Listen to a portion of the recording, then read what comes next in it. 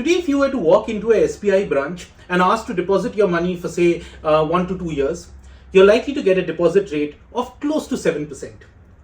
If you did the same thing a couple of years back, the same SBI branch would have given you only 5% for your money. Similarly, if you went for a home loan or an auto loan now, it would probably be much higher than it was a couple of years back. But is this coming to an end? Are interest rates headed lower from here? Hello and welcome to The Bond Economist, your one-stop destination for professional advice on the economy. My name is Auradeep Nandi, and today we talk about whether the days of high interest rates in India are coming to an end. Is the RBI plotting to make a major move in dragging interest rates down in the country?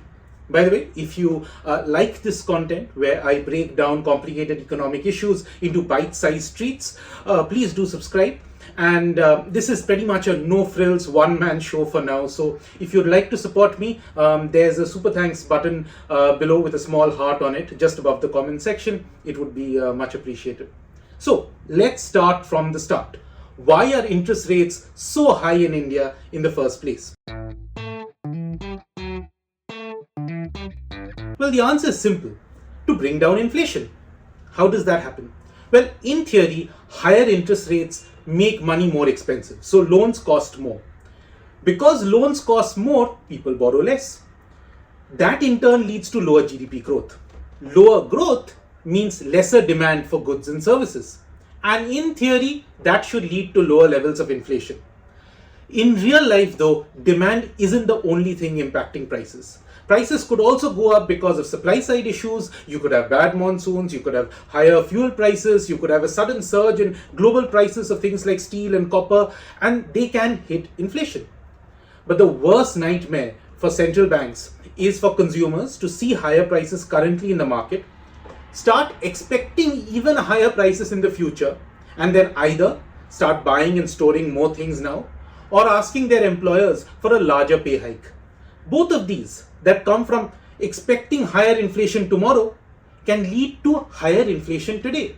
If you hoard a lot of things from the market today, that will bring up prices. And if companies have to pay higher salaries, they may also want to further raise prices of their products. This is what economists call inflation expectations and leading to a wage inflation spiral. And in these situations, the central bank has to become like a firefighter. Just aim that interest rate hose at the inflation fire and keep raising interest rates, slow the economy down, and deprive that fire of its oxygen, which in the case of inflation is demand in the economy. Now, for India, high inflation has been a problem for a while now. It had zoomed up after the pandemic. It went from less than 4% before the pandemic to an average of over 6% in the next 3 years, hitting a multi-year high of 6.7% in the fiscal year 2022-2023. Far, far away from the RBI's mandated target of 4%. So the RBI naturally swung into firefighting mode. The RBI can essentially firefight high inflation in broadly 3 ways. First, it can simply raise interest rates. More precisely, the policy repo rate, the interest rate at which the RBI lends to banks. So once the RBI raises that, banks too would be forced to increase interest rates for loans and deposits. 2, it could talk about raising interest rates. Now, this might not seem as much, but this is a remarkably powerful tool. Because suppose you have invested in bonds and tomorrow the central bank says, I will raise interest rates 2 months later. What will you do with those bonds? Well, if interest rates were to go up, then the price of the bonds are to go down. This is Finance 101. I won't get into the math. But what will you do if you know that the price of something you own today is going to go down in a couple of months? Well, you will, of course, sell it. But what happens when hundreds and thousands of investors like you sell off those bonds after hearing the RBI? You guessed it right. The price of bonds as of today falls. And remember, price and interest rates move in opposite directions. So interest rates today zoom up. So RBI, even without touching interest rates, can cause them to move up and down just by talking. And finally, the RBI can control liquidity. Liquidity, broadly speaking, is like water in an aquarium tank. It's the amount of money available in the system for banks and financial institutions to lend to each other. And effectively, the RBI can inject as well as suck out money from the system. It can incentivize banks to park more of their excess cash with it. The RBI can sell government bonds, which banks buy in exchange of cash, so it can drain out liquidity. Naturally, as the money available for banks to lend to each other goes down, short-term interest rates go up. Now, because inflation has been so high in the past few years, the RBI has essentially done all three. It raised the policy repo rate from 4% to 6.5%, and through most of 2023, it's kept it constant at 6.5%. Two, it has kept huffing and puffing in public statements, with the RBI governor saying that, hey, even though we are pausing on interest rate hikes, don't think that they are over. We can very well raise interest rates even further. And three, liquidity has generally been tight. Banks have been scrambling and competing against each other to get more and more deposits from the public. So why does it seem that all of this is about to change? Well, because inflation is coming down. As you can see from this chart, it's coming down from 6.7% a year back to 5.4% in the current fiscal year so far.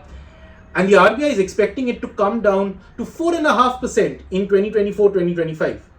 Quite close to its 4% target. And it's not just food inflation, core inflation. So this is inflation in things like health, education, recreation, clothing, household goods and services are also coming down. So the RBI's big problem is the following. Now that inflation is coming down, should I then be cutting interest rates? But it's not that straightforward.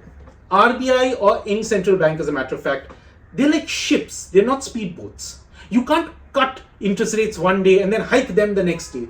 Essentially, you increase, stop. Sometimes over a year, 2 years, and then you say, all right, I think inflation is under control. High interest rates have done their job. Growth is slowing too much. We need to cut. And then you cut. You don't hike, cut. That would cause earthquakes in the financial markets. And so when the RBI turns, it has to be super sure that the inflation fire is doused. That it shouldn't be the case that the RBI starts cutting and then inflation reverses course and starts trending up. And so for the RBI, it is remarkably important to get this timing right. Now, you may not realize this, but there are 6 people in India who are ultimately responsible for determining interest rates. This is led by RBI Governor Shaktikanta Das, and this is known as the Monetary Policy Committee, MPC. It comprises of 3 RBI members, including him, and the rest 3 are external members. They take a vote once every 2 months to decide whether to hike, cut, or pause on interest rates. They also vote on something called a stance of monetary policy, which kind of gives a broad direction in which the policy is headed. The stance can be accommodative, that is, the RBI is committed to cutting interest rates. It can be neutral, so the RBI can either hike or cut or pause. Or it can be withdrawal of accommodation, which is currently the stance which the RBI has, which is the RBI saying there's no chance of rate cuts. Now, in the February meeting this year, for the first time in this cycle, one of the external committee members, Professor Jayant Verma, who actually teaches at IIM Ahmedabad, voted to cut interest rates by 0.25%. So the overall committee still voted to keep interest rates where they are, but it's gone from a unanimous 6-0 vote to a 5-1 vote. And why Professor Verma dissented is that he feels that interest rates are just too high.